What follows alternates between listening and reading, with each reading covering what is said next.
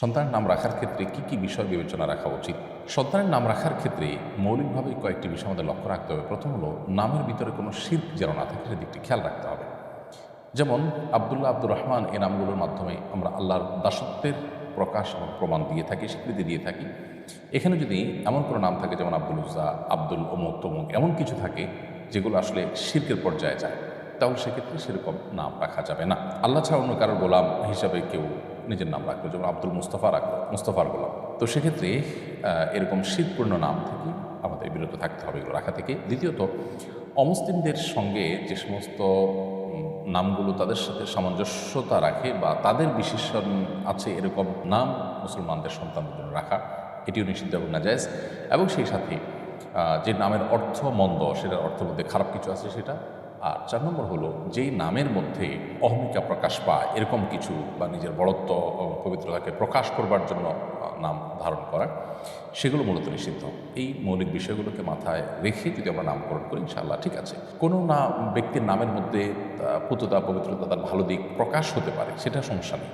কিন্তু এটা প্রকাশ করার উদ্দেশ্যে নামকরণ করা, বিশেষ করে যেটা নিছকই অহমিকারী বার্তা বহন করে, সেরকম নাম রাখা, বিশেষ করে অহমিকা প্রদর্শনের উদ্দেশ্যে, সেটি নাজায়েজ। নাম রাখার ক্ষেত্রে আমাদের কয়েকটি স্তর আছে। সবচেয়ে ভালো নাম রাখা হবে তখন যদি আমরা আবদুল্লাহ, আব্দুর রহমান রাখি। নবী সাল্লাল্লাহু আলাইহি ওয়াসাল্লাম পরিষ্কারভাবে হাদিসে বলেছেন আবদুল্লাহ, আব্দুর রহমান হলো সবচেয়ে উত্তম নাম। দ্বিতীয় স্তর হলো, আবদুল্লাহ, আব্দুর রহমানের পর আল্লাহর আরও যে গুণবাচক নামগুলো আছে সেই সব নামের শুরুতে আব্দুল যুক্ত করে যে সমস্ত নাম রাখা হয়, যেমন আব্দুল সবুর, আব্দুল কাদের, আব্দুল রহিম ইত্যাদি ইত্যাদি যে নামগুলো আছে সেগুলো। মেয়েদের ক্ষেত্রে এই সব নামের ক্ষেত্রে শুধু আমাতুল যুক্ত করলে হয়ে যাবে, আমাতুল্লাহ, আমাদুর রহমান, আমাদুল সবুর ইত্যাদি ইত্যাদি। আর তৃতীয় নম্বর যে নামগুলো, সেগুলো হলো নবী রাসূলদের নাম। যে সমস্ত নবী রাসূলদের নাম কোরআনে এসেছে, হাদিসে এসেছে, তাদের নামে নামকরণ করা। মেয়েদের ক্ষেত্রে মেয়েদের নবী রাসূলদের পরিবারের কারোর নাম থাকলে সেগুলো আমরা অনুসরণ করতে পারি, ইমানদার তাদের পরিবার, বংশধরদের, সহচরদের। আর চতুর্থ হলো সাহাবায়ে কেরাম, তাবি এবং নেককার যে সমস্ত পূর্বসূরীরা চলে গেছেন তাদের নামে নামকরণ করা। এবং 5 নম্বর হলো যে কোনো সুন্দর অর্থবহ নাম রাখার ক্ষেত্রে 5টা স্তর মাথায় রেখে আপনি নাম রাখতে পারেন সন্তানের। আমার এক সহপাঠী ফেসবুকে আত্মহত্যার স্ট্যাটাস দিয়েছিল, আমি তখন গুরুত্ব দিইনি। পরে জানতে পারি সে সত্যি আত্মহত্যা করেছে। আমি মনে করি আমি যদি তখন কিছু করতাম হয়তো সে বাঁচত।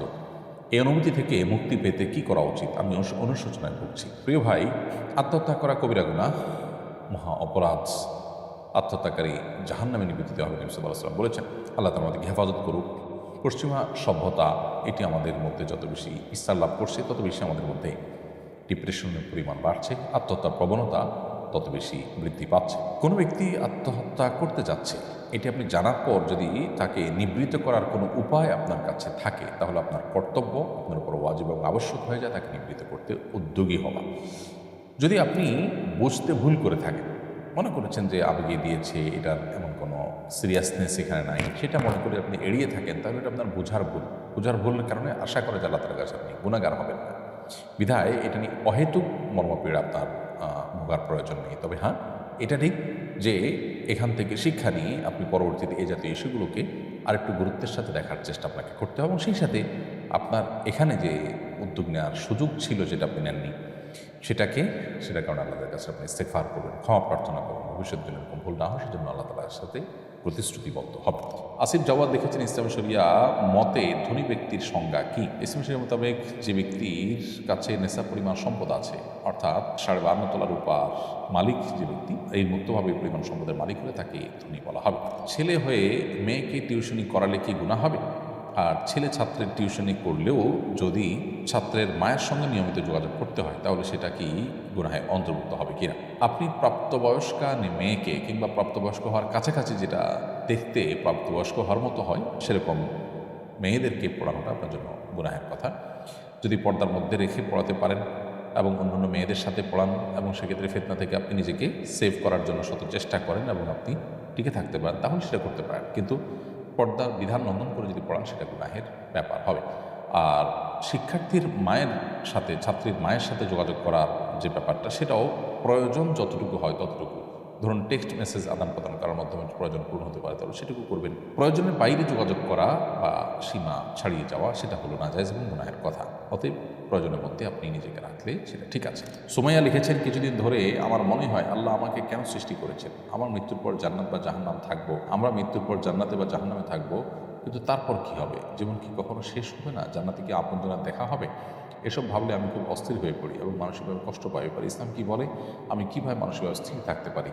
আপনি আল্লাহ তাআলার কাছে দোয়া করবেন, আল্লাহ যেন শয়তান থেকে, শয়তানের ওয়াসওয়াসা থেকে আপনাকে হেফাজত রাখে। কারণ শয়তান মানুষের মধ্যে এ ধরনের অস্থিরতা তৈরি করে এবং শয়তান মানুষকে নানাভাবে বিচলিত করে, বিভ্রান্ত করে।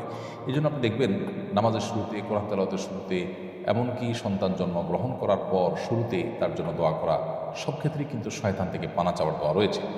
পদে পদে নবী করিম সাল্লাল্লাহু আলাইহি ওয়াসাল্লাম কেন আমাদেরকে শয়তান থেকে পানা চাইতে বলেছেন আল্লাহর কাছে? কারণ শয়তান আমাদেরকে এইভাবে নানাভাবে ক্ষতিগ্রস্ত করে। আউযু বিল্লাহি মিনাশ শাইতানির রাজিম বিশেষ পড়বেন, ইনশাআল্লাহ আপনার এই মানসিকতা দূর হবে। এছাড়া আপনি কোনো রাখি শরণাপন্ন হয়ে রুকিয়াও করতে পারেন।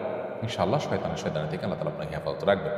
সেই সাথে আখিরাতের সাথে দুনিয়াকে আমরা মিলিয়ে মূলত এই ভুলগুলো করে থাকি। দুনিয়াতে আমরা যেভাবে ভাবি, আমরা আখিরাতটাকে সেরকম ভাবলে তখন এই ধরনের বিচলিত হওয়ার বিষয়গুলো আমাদের সামনে আসবে।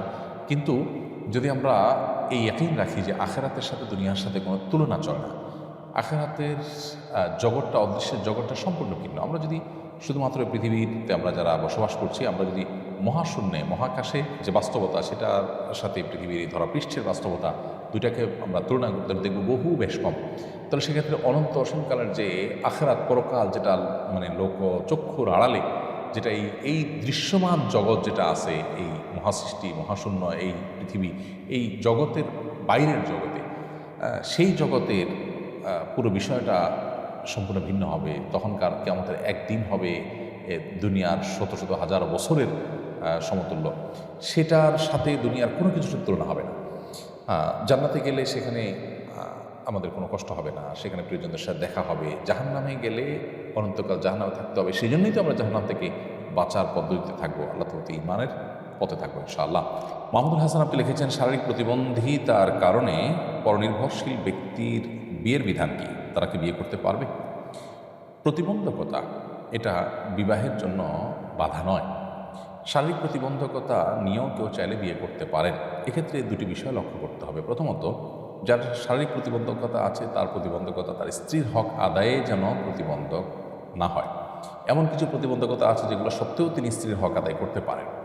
ভরণ পোষণের বিষয়টা হলো, তিনি তার ভরণ পোষণ নিজে দিতে না পারলে তার পক্ষ থেকে তার বাবা, ভাই, অন্য কেউ যদি দায়িত্ব পালন করেন, তাতেও হয়ে যাবে। অথবা স্ত্রী যদি বলেন যে না, ভরণ পোষণের পরে আমার এত চাপাচাপি নেই, বরং আমি নিজে সেটা অ্যারেঞ্জ করব, তাতেও কিন্তু বিয়ে বিশুদ্ধ হয়ে যায়।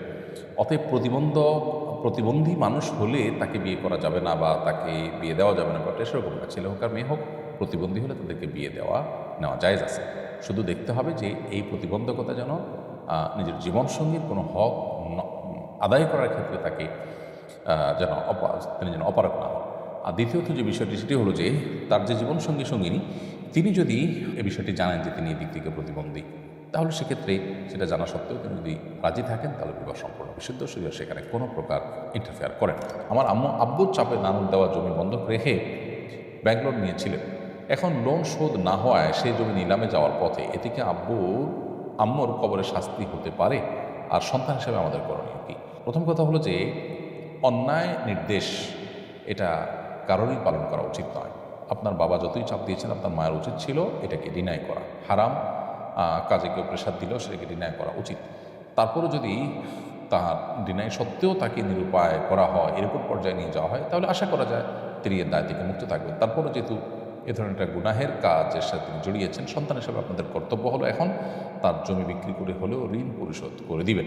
এবং তিনি যে অন্যায় কাজ করেছেন, হোক সেটা চাপের কারণে করলে হয়তো অন্যায়ের মাত্রা কমবে, কিন্তু তার অন্যায় তো অবশ্যই হয়েছে। যেটুকুই হোক, সেই জন্য আল্লাহ তাআলার কাছে মায়ের তরফ থেকে মাগফিরাত তলব করবেন, কামনা করবেন, ইস্তিগফার করবেন, আল্লাহর কাছে মাপ চাইবেন।